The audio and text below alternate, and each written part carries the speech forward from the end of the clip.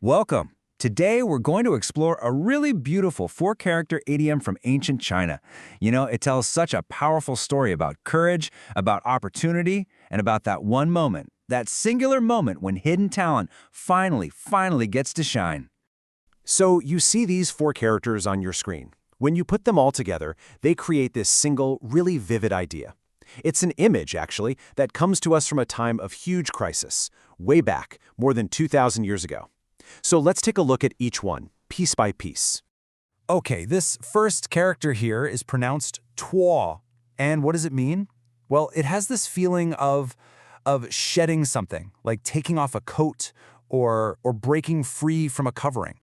Next up, we have yǐng.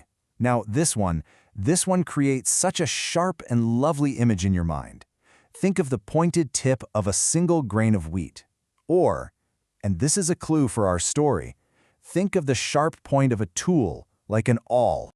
The third character is er. Now this one is pretty straightforward. It's just a simple connector. It's kind of like the word and or then in English. It just links what came before to what's coming next. And finally, we have our last character, chu. This one simply means to come out, to emerge, to appear on the scene. Okay, so let's put it all together now. Tuoying, Erchu. Tuoying, Erchu. Literally, the sharp point breaks through and comes out. What this really means is to stand out from the crowd, for your talent to just suddenly fully be revealed for everyone to see. Right, but you have to be asking yourself, where does this incredible image, this idea of a sharp point breaking through, where does it even come from? Well, that's where the story begins. To understand it, we have to go way back in time to the Warring States period in China. This was a really chaotic era, full of constant conflict and ever-shifting alliances. So, let's set the scene. The year is 260 BC. The state of Zhao, they've just suffered this absolutely catastrophic defeat. Their capital city is completely surrounded by the enemy, and its people are facing total annihilation. It is a desperate time. And in this moment, a nobleman named Lord Pingyuan is given a critical, almost impossible mission. He has to travel to the powerful state of Chu and convince them, somehow, to send an army to help. I mean, the fate of his entire kingdom is literally resting on his shoulders. Now, to project strength and confidence, Lord Pingyuan knows he needs a delegation of 20 of his absolute best men. Guys who are skilled in martial arts and brilliant at debate. So he searches through his entire household. But he can only find 19. Just 19 men who meet his incredibly high standards. He's one man short. So just as Lord Pingyuan is about to give up hope, this man steps forward from the crowd. His name is Mao Sui. Now get this, he's been in the Lord's service for 3 whole years, but nobody, and I mean nobody, has ever noticed him. He's by all accounts completely unremarkable. And yet, he's the one who volunteers for that final, absolutely crucial spot.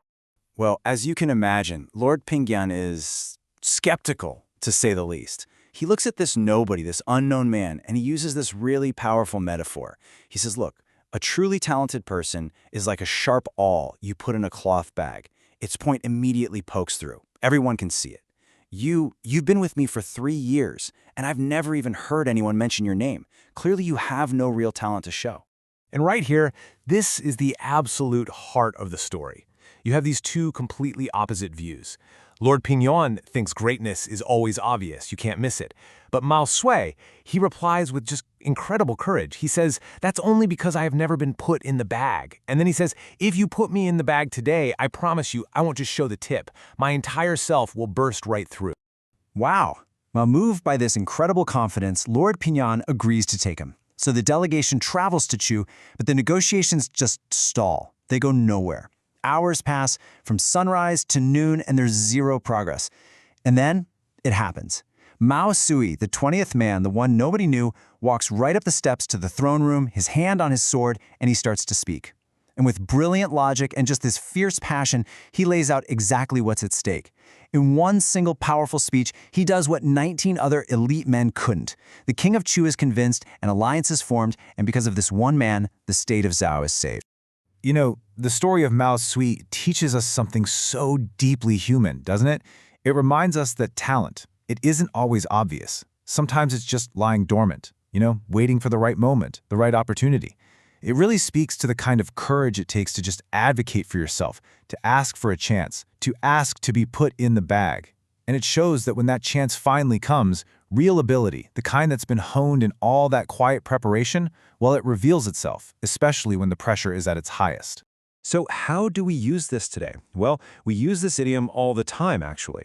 You might say it about that new designer on your team. You know, the one who was really quiet at first, but then you gave her the lead on a big project, and she just began to Tuoying Erchu. She started to shine.